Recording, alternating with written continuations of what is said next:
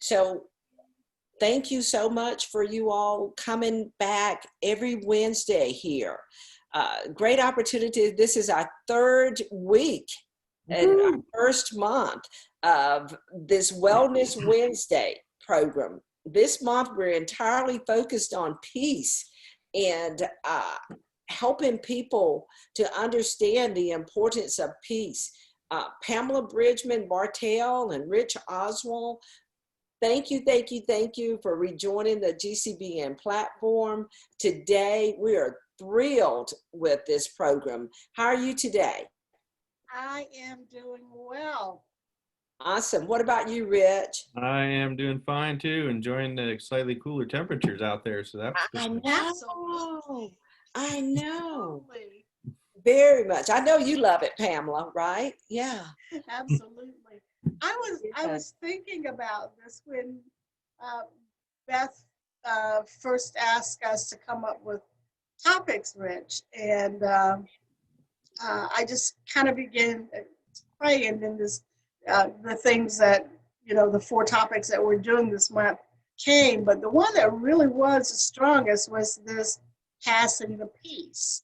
And we think about it, we hear that term, particularly in high liturgical churches where you pass the peace, peace be unto you, and also unto you. We pass the peace, and it's about coming into community. In that particular moment, it's coming into community for that hour or so that you're going to be in service. But the Holy Spirit had begun to speak to me, need to not just pass the peace on Sunday morning, but we need to pass the peace each and every day. Pass the peace in relationships in our family, pass the peace with friends, and pass the peace with co-workers. And next week and the week after, we'll be talking about peace with co-workers, but we'll talk a little bit about that this week too, because certainly those are relationships as well. But I just wanted to offer how this was so impressed on me, and that is that the first thing our Father did when he created Adam, and Adam was there for not very long, and he was like, oh, it ain't good for this person to be alone. So from the beginning, we know that relationships are extremely important. So that's just sort of the preface I wanted to give. And of course, I have some other things that I want to make note of, but that was just my preface. Nice. I Yeah, love that, Pamela. That's wonderful. that's fantastic. I was thinking just the steps we've been taking to what is peace, to how do we get peace, to now passing the peace. So wonderful progression you've put together to get us where we are today. So excellent. Awesome. I want you to back up just for a second before we just jump right into, and then we will. Tell us a little bit about your background. And I'd like to do this because some people will be listening later and maybe haven't had an opportunity to have joined us on a previous show. And so what I'd like to do is just back it up a little bit, because we're familiar with who you are and what you do. But why don't you, for the sake of this session, go ahead and put it out there again, please. Sure. Yeah, my name is Rich Oswald. I'm a licensed professional counselor in Georgia. I have practiced in Snellville, Georgia. I've been here for 7 years, but been practicing professionally for 16. Before that, I was a mechanical engineer and in construction and in auto mechanics. So I'm kind of a little diverse in the hands-on as well as the psychological field, but love working with people, helping figure out what's going on with them, why they are stuck where they are, and how to move them forward, whether it be individual or relationships, marriages or families, or with kids trying to figure out their life as well. So passing on the peace today to you. Awesome. apparently older than Rich because I've been in mental health care since 1976. Yeah, just a little bit. I was not quite, I was pretty far from double digit ages at that point. I've done everything from practice in hospitals to community crisis intervention teams and community mental health. But I've been in private practice for a little over 11 years that I've been in private practice here in Cartersville, Georgia. I am a United States Air Force veteran, and I like working with veterans and their families as well. I hold credentials as a licensed clinical social worker, a master addictions counselor, and a certified clinical trauma professional.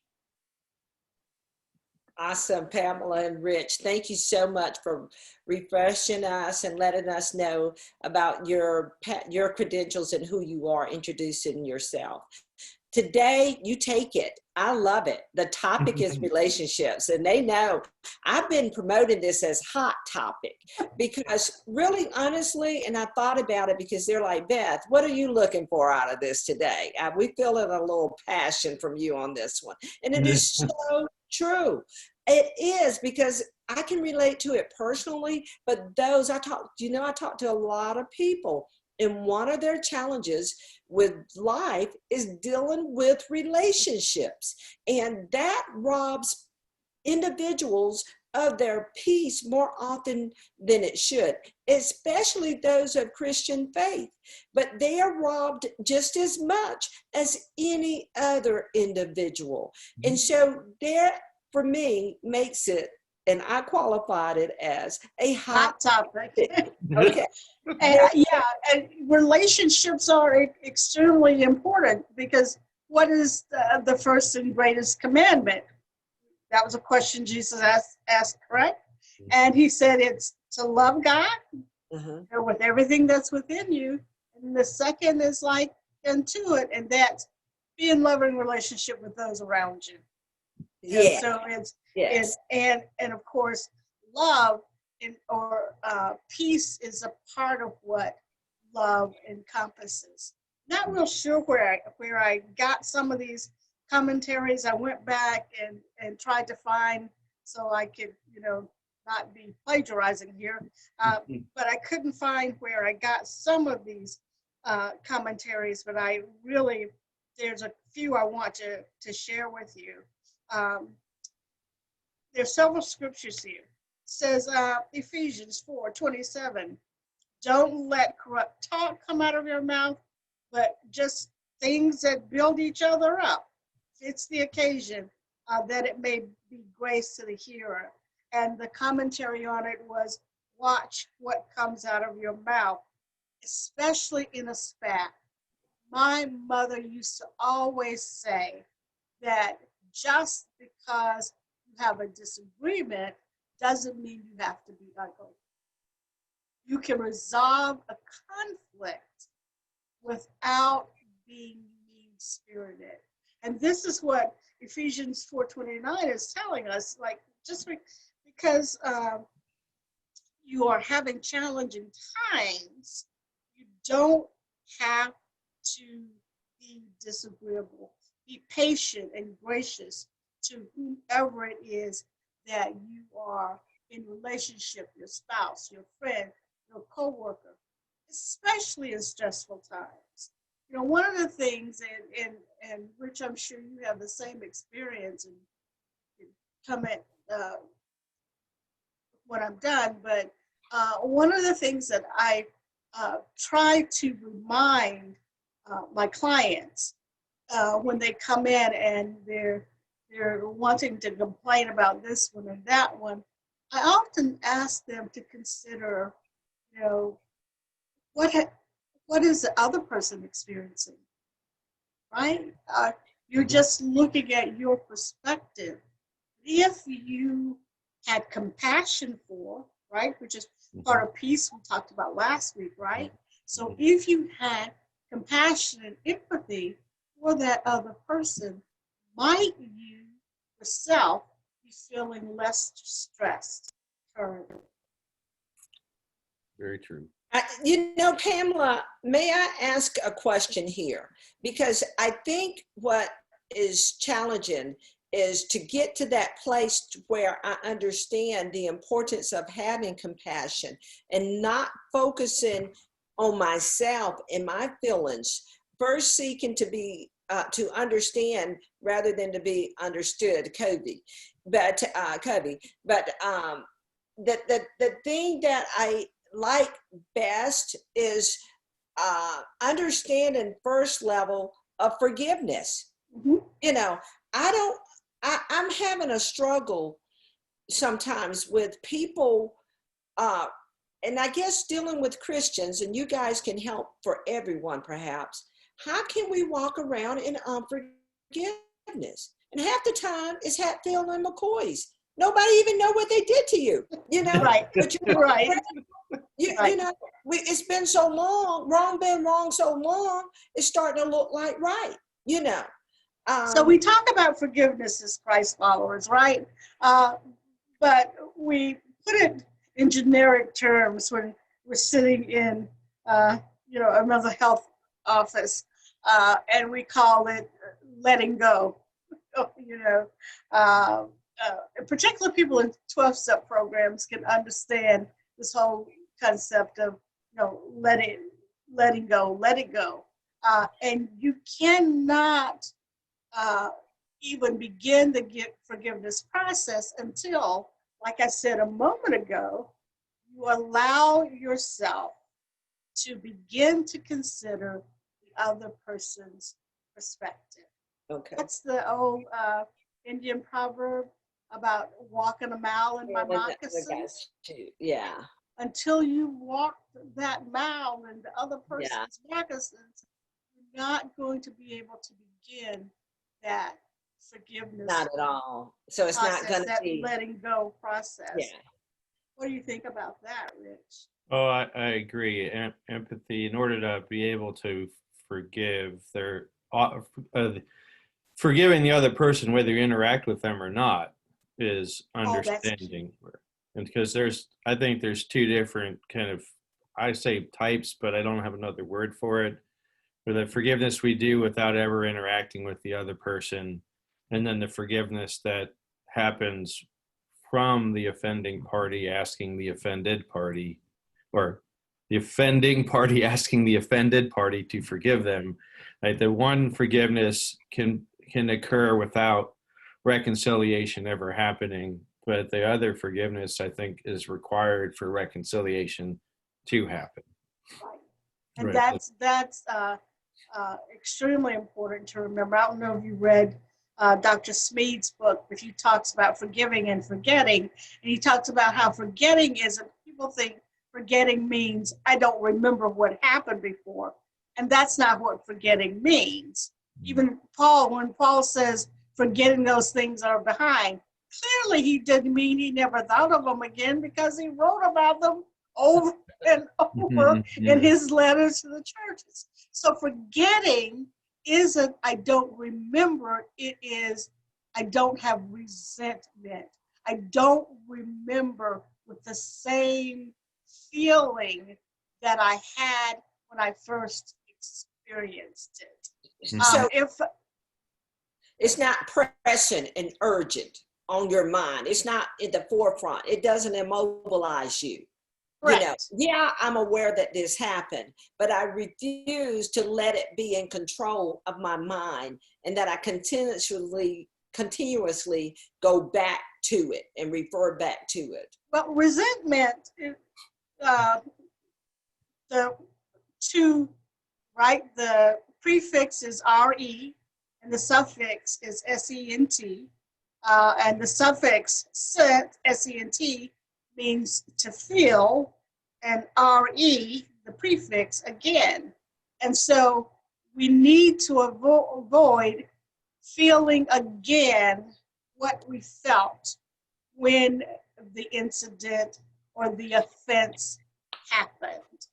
Mhm. That's how forgiveness is able to really start, and how we can then begin to pass the peace and strengthen our relationship with any offending or party, or with a, we may have even been the offender, Yeah. Mhm.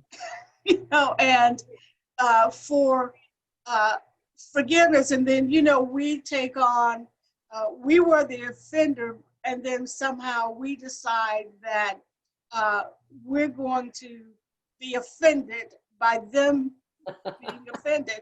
Understand what I'm saying? It happens all the time. Oh yeah. And so it's So you're mad important. at me, so I'm mad at you. But I'm I'm mad the at one you who's because mad, you're I'm mad at me. you. Okay. Right. And so it's important that we let go of that particular uh, resentment. James 1:19 through 20. Know this, my beloved brothers. Let every person be quick to hear, slow to speak, slow to anger, for the anger of man does not produce the righteousness of God. We cannot allow our anger to continue, because then we fail to walk in the righteousness of God. And if you're not a Christ follower, when you allow anger to continue, all you do is basically put yourself in quicksand, Mhm. you know, uh, Mhm. moving slowly forward at first, and then eventually, you know what quicksand does, right? Go Mhm. under. Yeah, pulls you down. The harder you work Right. to get out, the more it pulls you under. Mhm. Yeah, yeah. So letting go of those things so that they don't pull you under. Mhm. Yep. And then the process of even getting to the letting go, Pamela, how do you see that happening? Because you have that anger that people hold on to. And even if it's just, I'm mad at you for being mad at me, Yeah.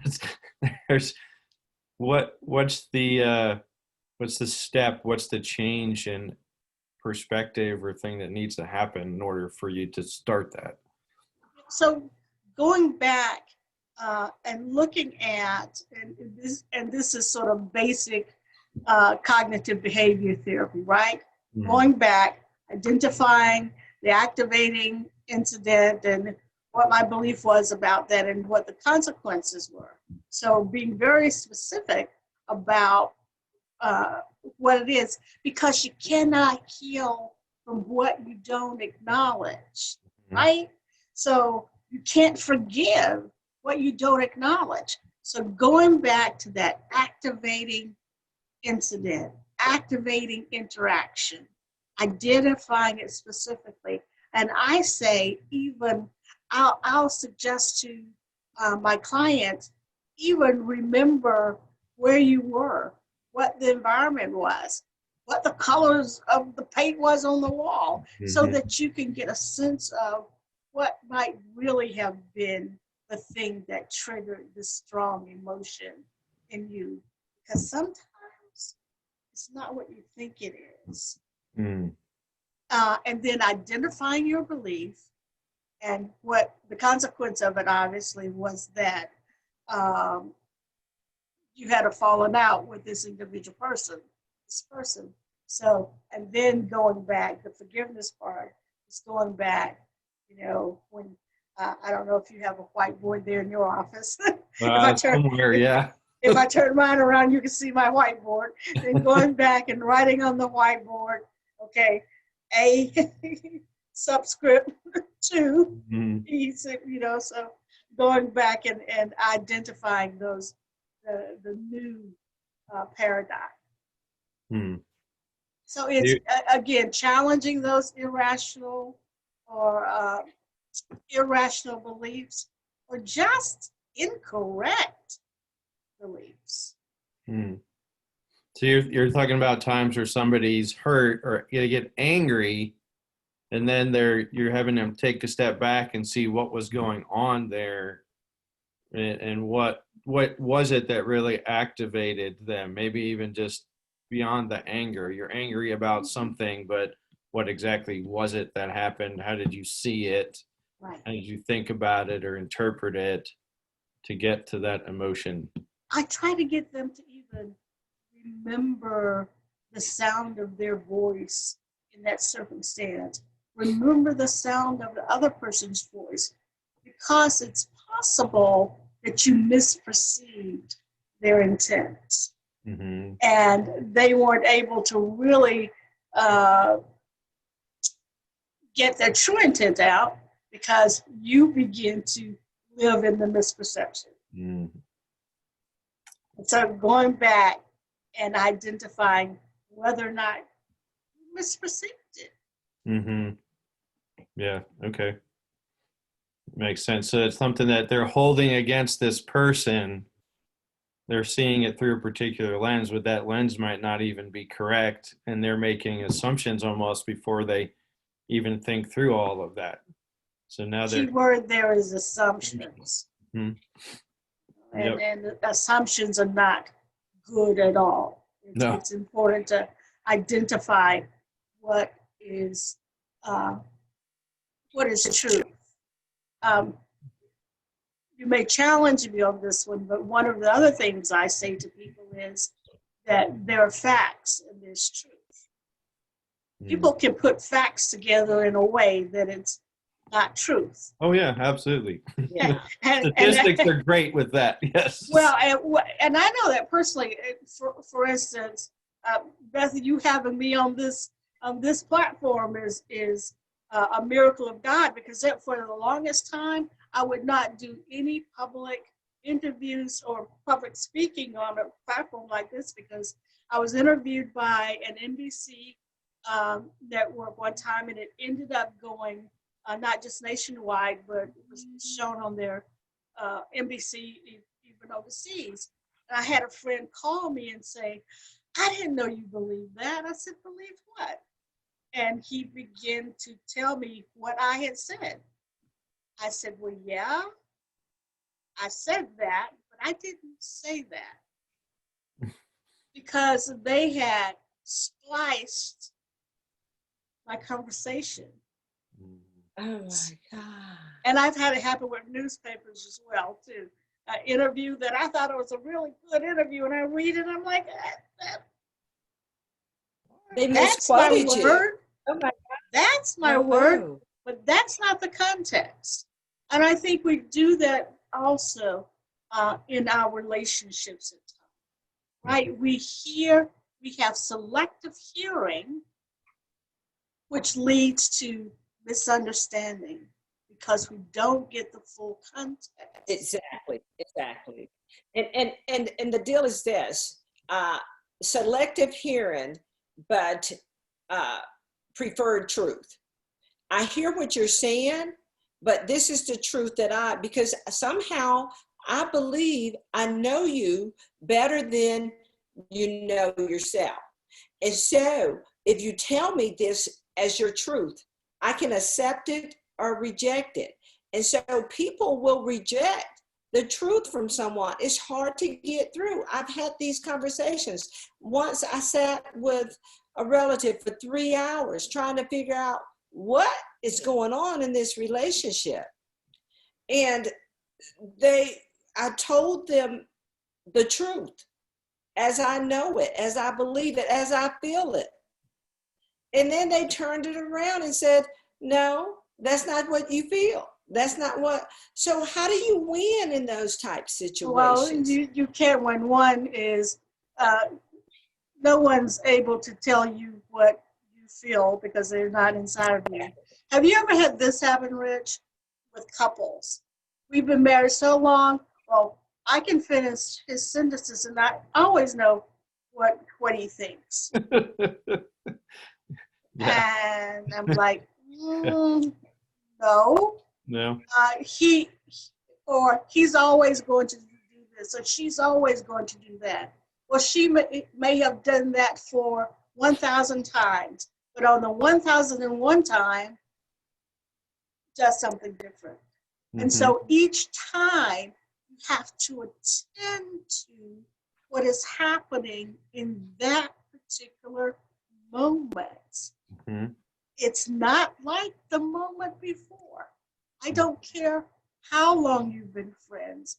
I don't care how long you've been my child. I don't care how long you've been my spouse or my coworker.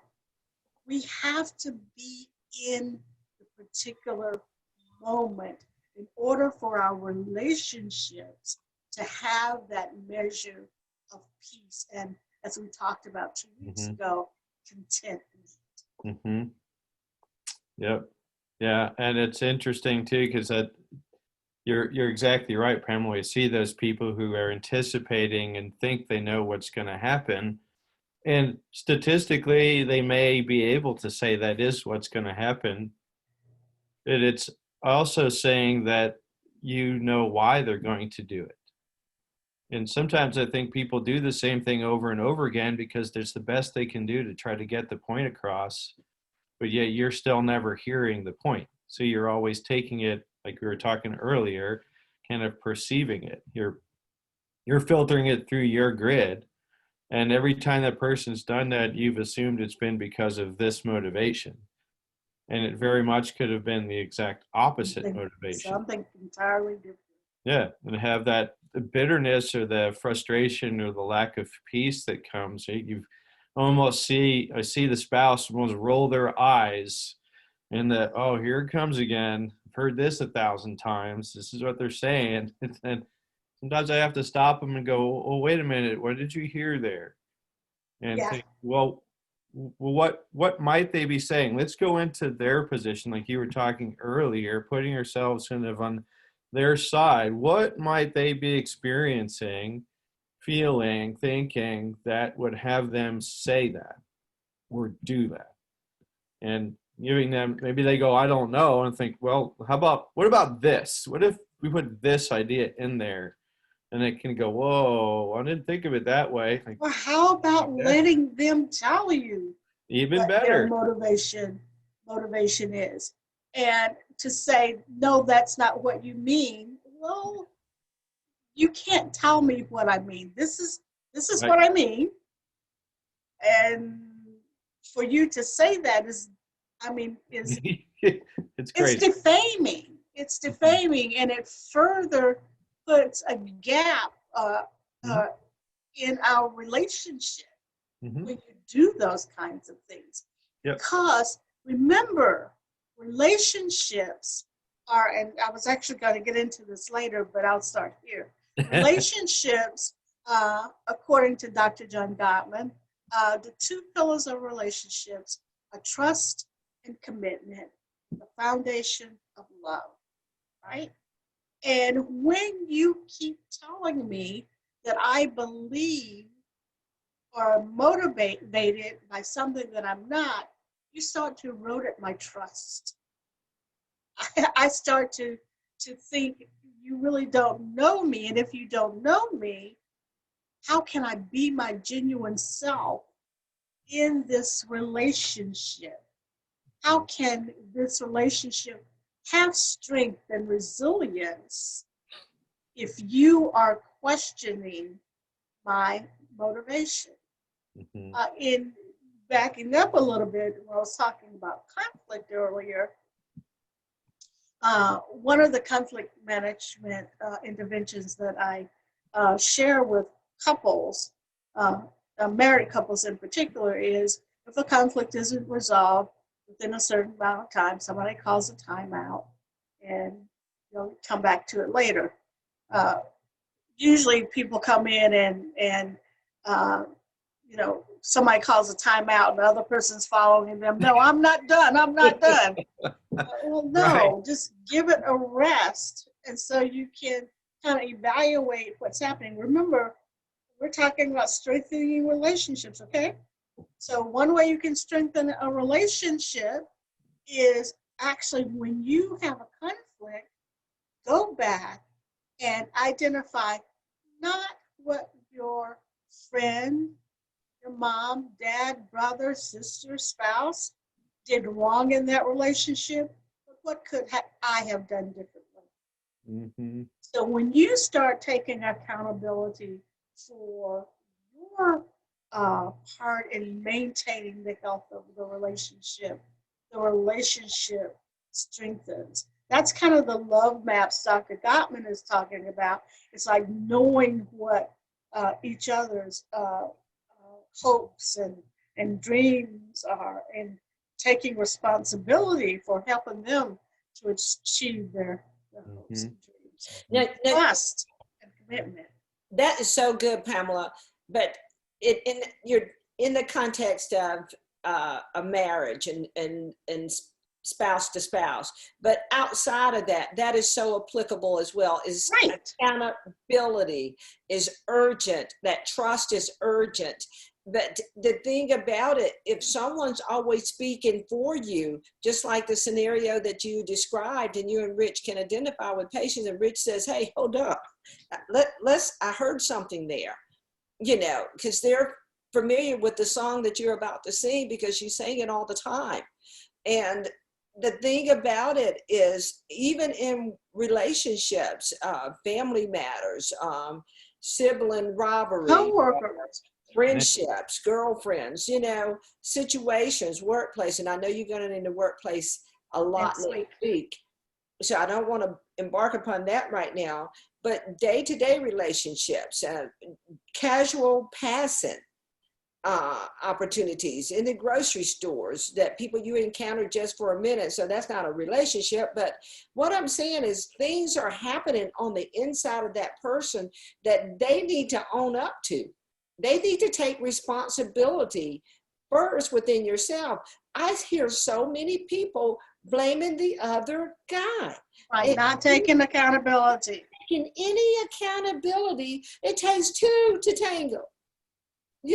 It does. Right, and here's the nuanced difference between the two words accountable and responsible.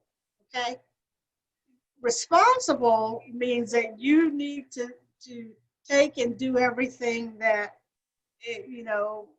you are the person who follows through with the things within the relationship. Accountability has to do with knowing what needs to be done and being able to identify what is your part and what is the other person's part. Accountability includes setting boundaries as well, which is another way to strengthen relationships. And that is boundaries, and that will take us off down a rabbit hole if I got too much into that. But setting boundaries, saying, this is me, this is you, this is what I'm accountable for, this is what you are accountable for, and being able no. And no is a complete sentence. Sometimes to strengthen a relationship, you have to say no to things. And it's no. Not no because, no and. No. Just no. It takes a lot to get there, Pamela, because I've arrived. I'm embarking 62, God willing, in December. And I really could say, and I'm still learning that thing, is the last 5 years have I practiced no. There was some borderline of people pleasing, trying to serve and increase that likability. I enjoyed serving. I was called to serve. I'm a giver, but there were some taxing on that just because of not being able and understanding the importance of saying no. I just didn't understand it. And other people, when I started to say no in the last 5 to 10 years, I'll say, they were so used to my saying yes. So they were offended that you said no. Because I said no. I did an entire seminar on codependency, is it Christian love or codependency? Because people will say, "Oh, but this is what Christ told us to do." It's like, no, Christ didn't tell you to be a doormat. He didn't. You know, Mhm. and if you look through the scriptures, there are times he said no quite firmly as well. So, um, can I share with you uh, some other things on relationships? Um, One of the best examples I use is the story of Job about what to do and not to do.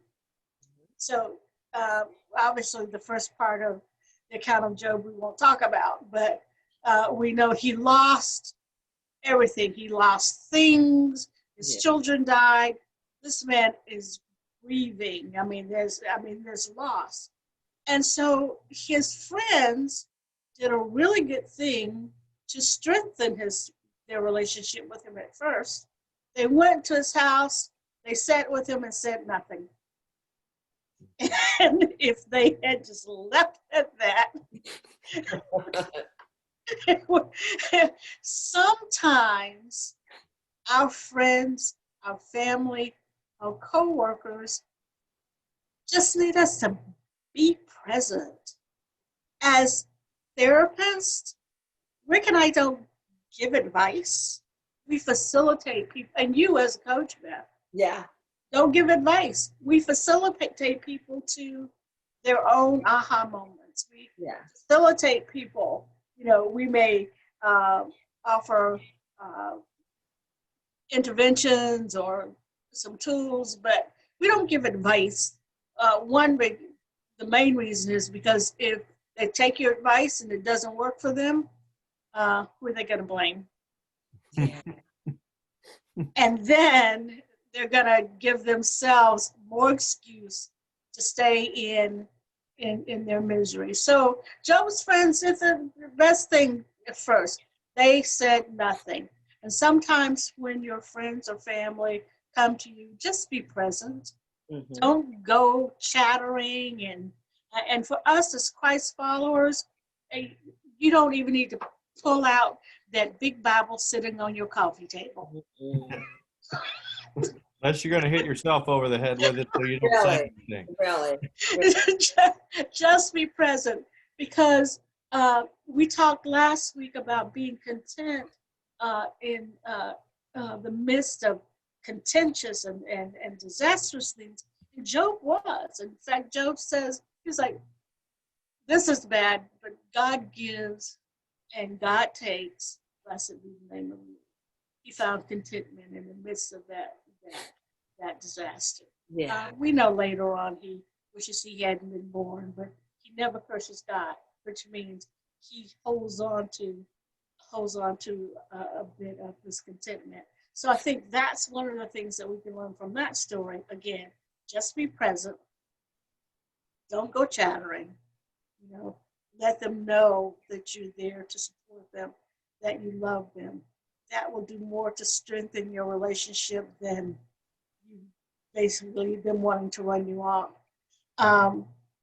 The other thing that I wanted to sort of leave with, the last thing, and then I'll let Rich kind of take us away. So, in the beginning of Job's event, his friends practiced passing the peace as they simply sit quietly with him.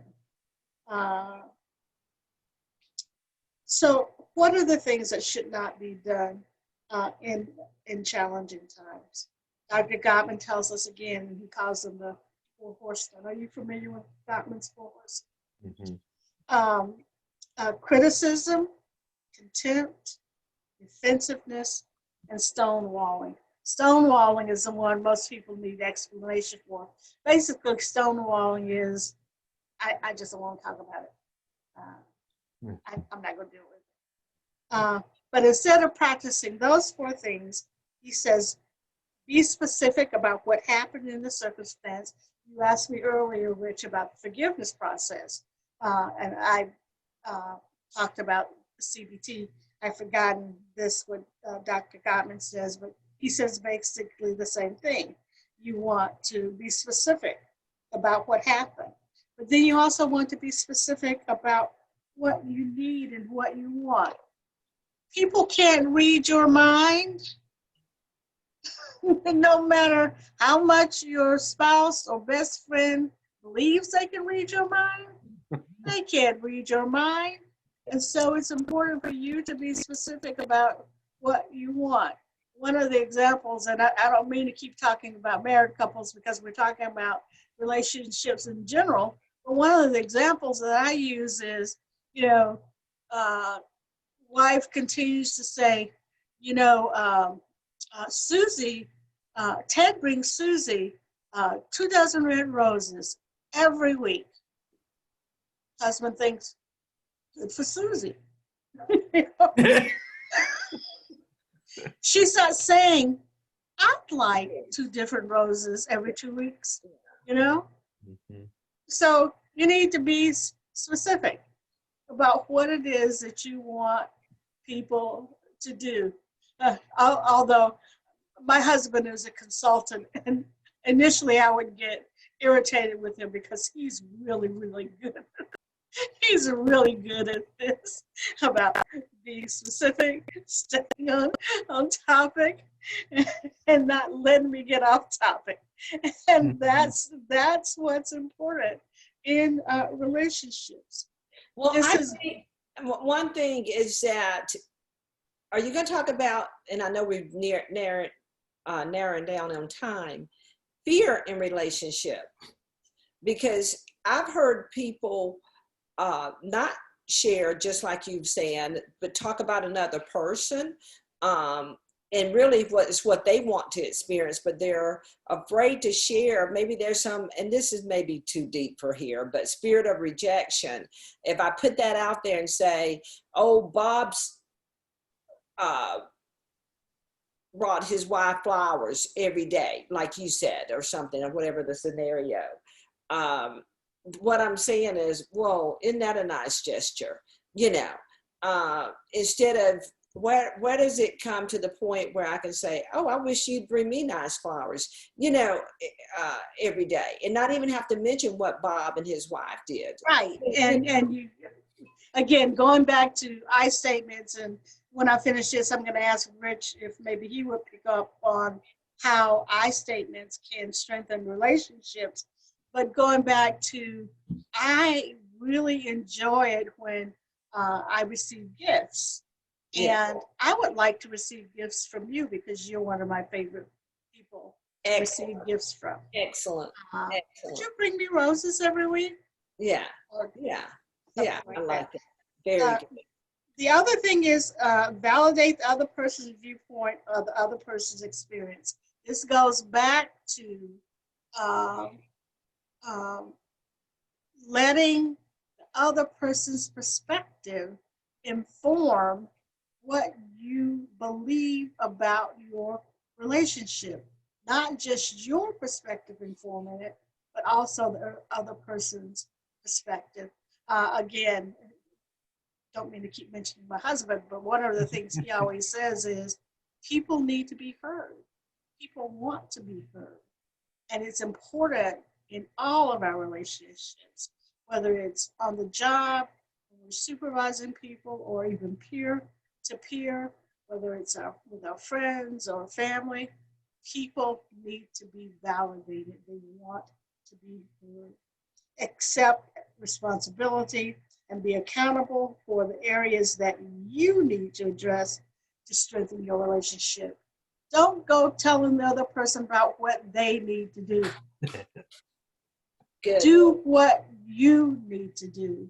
Good. You're the only person that you can control. You can't control anyone else's beliefs or behaviors or emotions.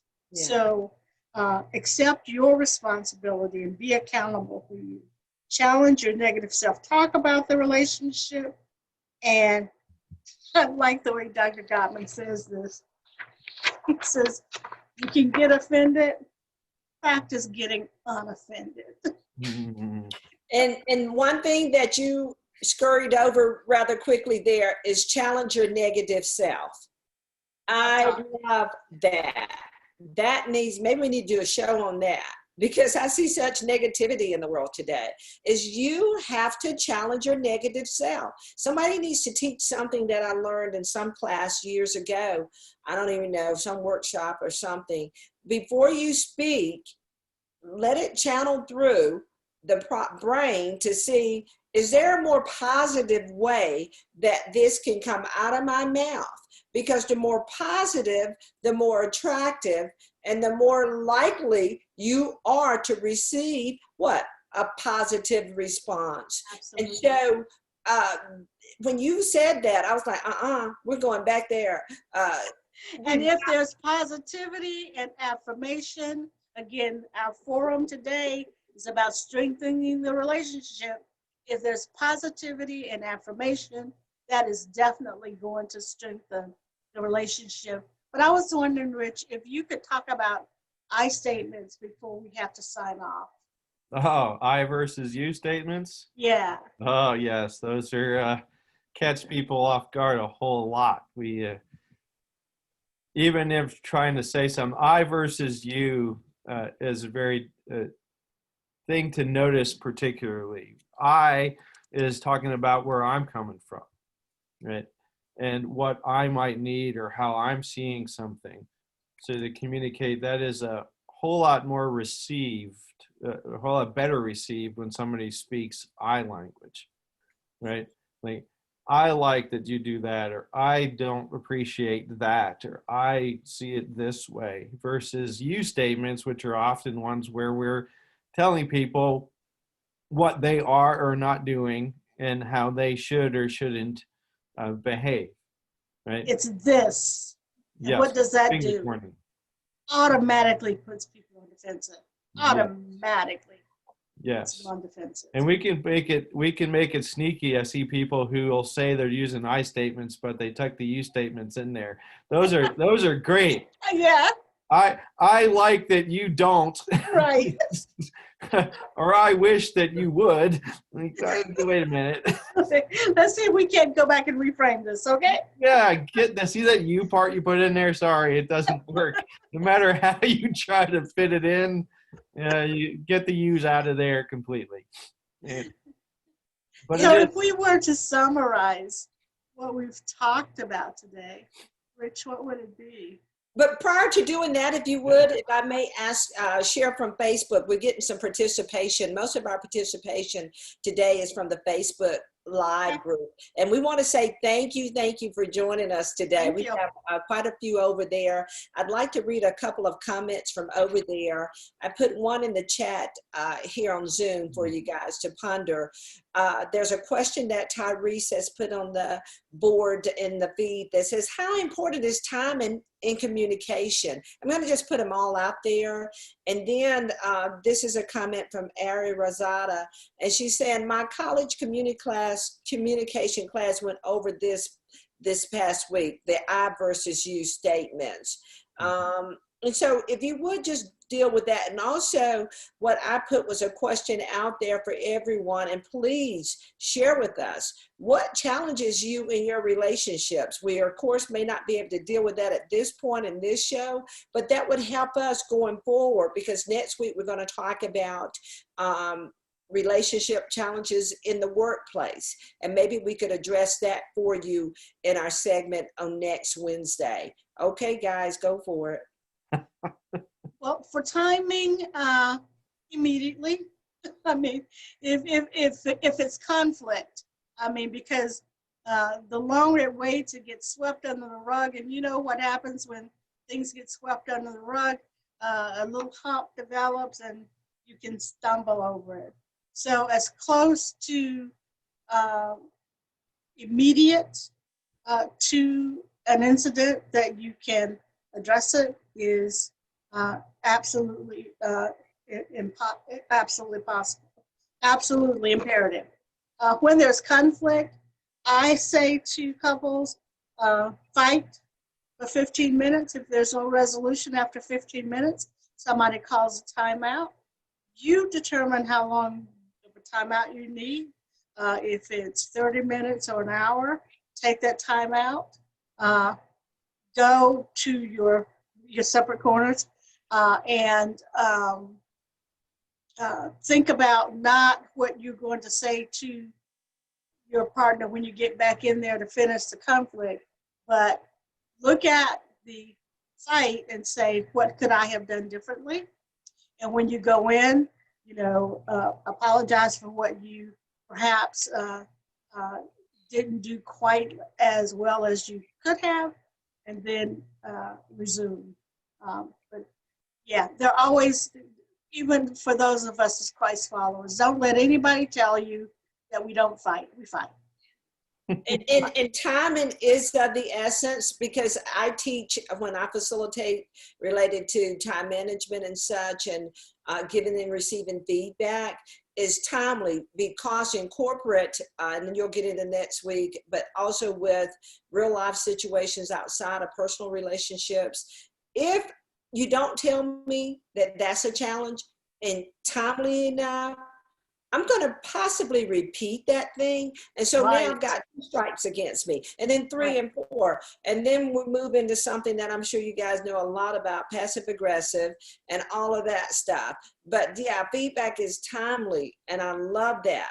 And the longer the further you get away from the encounter, incident, interaction, well, the more vague it becomes. And it gets like the Hatfields and McCoys that you talked about earlier. Yeah.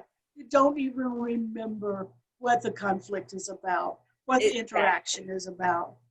And it gets disproportioned, because it starts off like this, and then next thing you know, you've got this, when in the beginning, it wasn't even at all like that, And so I think that's something that we have to be very conscious of, is if this thing is bothering me, I've got to deal with myself and say, why is this bothering me and disturbing me so?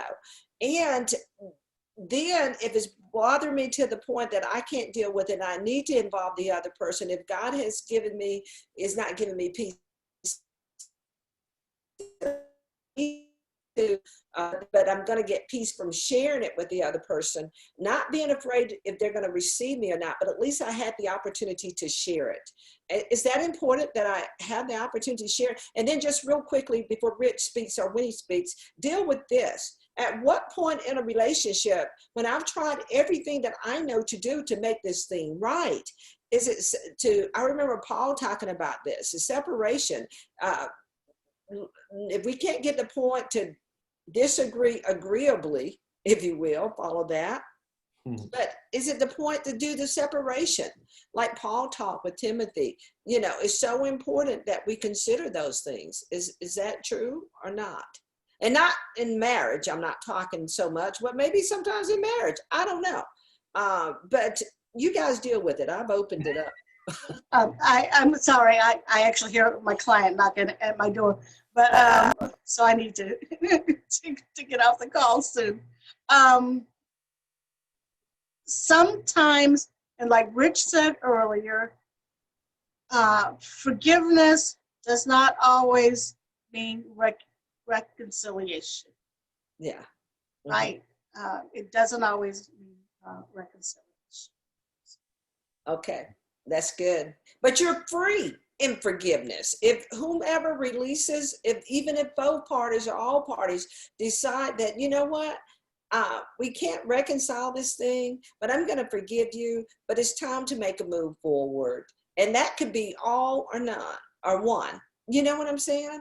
But the person that does that becomes free to continue moving forward, because you made as many opportunities as you possibly could to resolve, and you still can't resolve it, then the opportunity becomes to release it. Like you were talking about let go earlier. And I've recently read that people say, God didn't say let go or whatever. But yeah, you have to release people sometimes. And Paul said, if I had to get delivered from the people, and then I was able to serve them.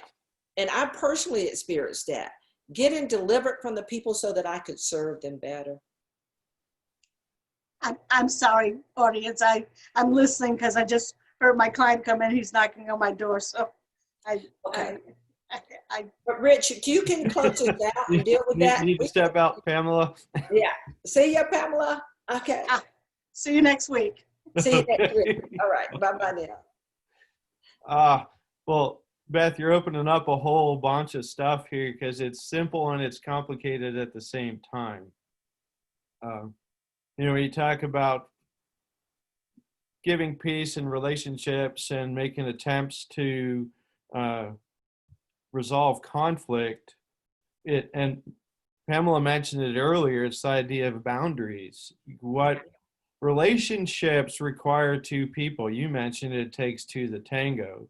Yeah. It takes both parties behaving in reasonably healthy ways in order for the relationship to be reasonably healthy. It can only be as healthy as the least healthy person. Yeah. So if I'm trying to interact with somebody and own my responsibility and they are really not interested in owning theirs, well, we're going to be at an impasse there. Right. And was it Paul or whatever talks about going to the towns, and if they don't receive your message, can knock the dirt off your sandals and move on.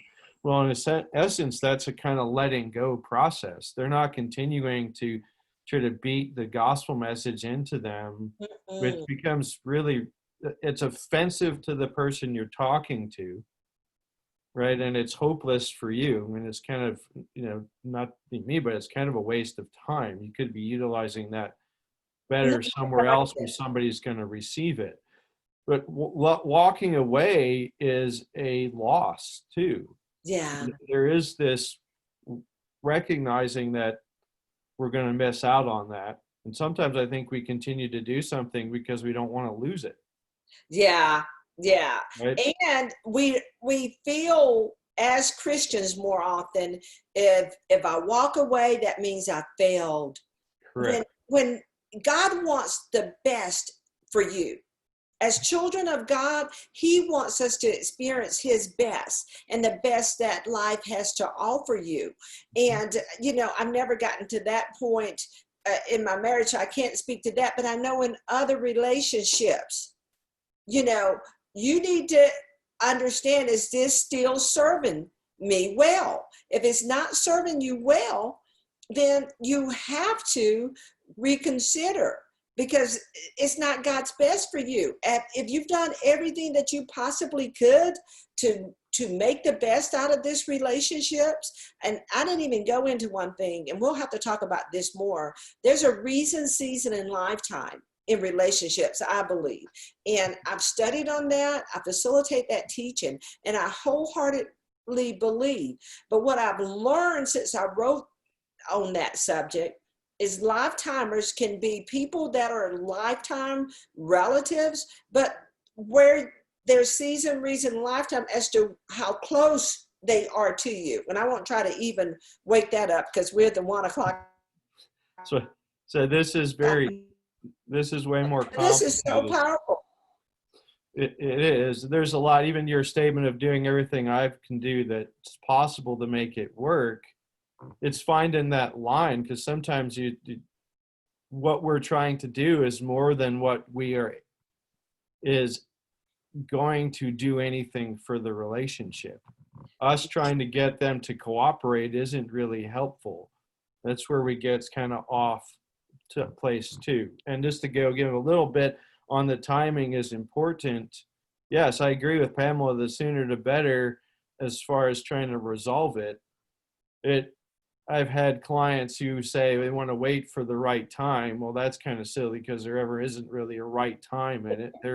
They're hoping somehow it's all going to go smooth without them putting a whole lot of effort into it. So we got to fight that lie. But then on the other side, you can go address it, but that doesn't mean it's going to be resolved, right? Come in and say, that hurt me, or I would like this. Then the other person may or may not cooperate with it. So you can do your best to communicate, but it still may not go to where you want it to go, because that requires other people's participation. And I think it was Larry Crabb talked about the difference between goals and desires. Mhm. And his definition of desires is something that we would love to have happen, but requires the participation of other people. Ah, Where a goal is something we alone have control over happening. And it gets mixed up when we try to make a desire a goal, right? I want to have a healthy relationship. Well, by definition, that requires two people in order to do that. So you can't do both sides of the relationship. So sometimes the relationship has to change because it's limited by the other person. And it's the same wow. thing with conflict resolution and all, right? You have to walk away. And there's that whole thing with Job that Pamela was talking about with his Yeah. friends.